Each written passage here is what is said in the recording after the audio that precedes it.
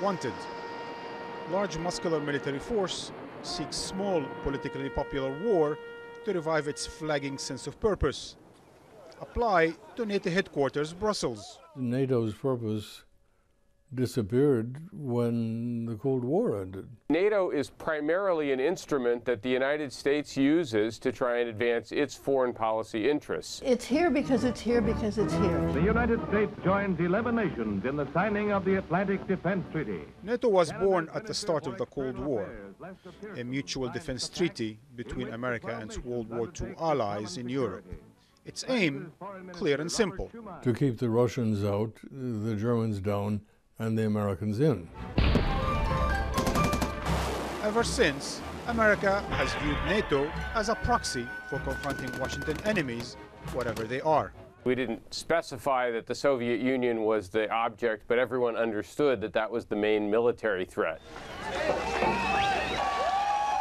And then the world changed, forever.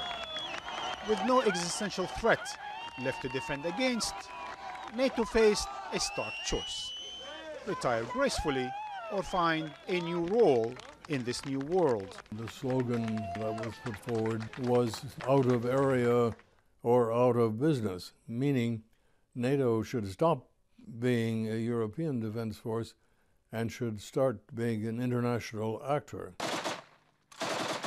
The disintegration of Yugoslavia and the inter-ethnic violence between its separate republics was just a tonic NATO needed.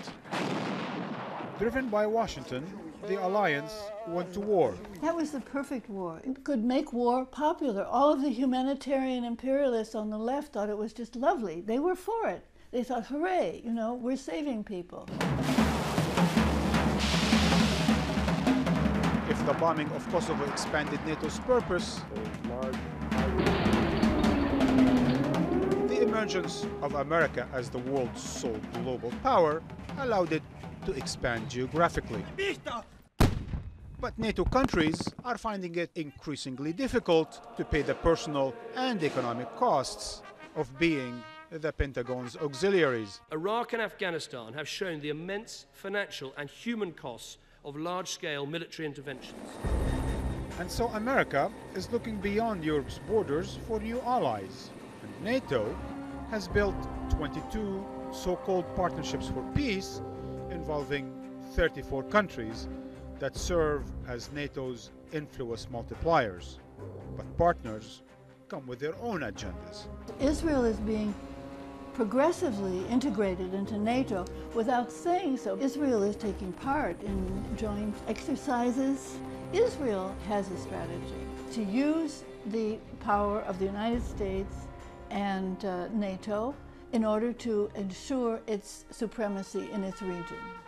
This year's strategic conference warned of a raft of new and ever more dangerous threats for NATO to fight. We came to Lisbon with a clear task, and that was to revitalize our alliance to meet the challenges of our time. Threats such as cyber attacks, Afghanistan, counter-narcotics, and a range of 21st century security challenges. Everything's a threat, you know, we're terrified of our shadow but that's necessary to justify the ongoing existence of this huge bureaucracy, military-industrial complex that is now the center of American life. But however real these 21st century threats might be, is a 20th century military organization the right weapon to fight them? NATO's overall strategic relevance has been declining rather steadily since the end of the Cold War, and that will continue to happen. The alliance won't go out of business. Its members will continue to do certain useful things, but it's not going to be a very important player in international politics.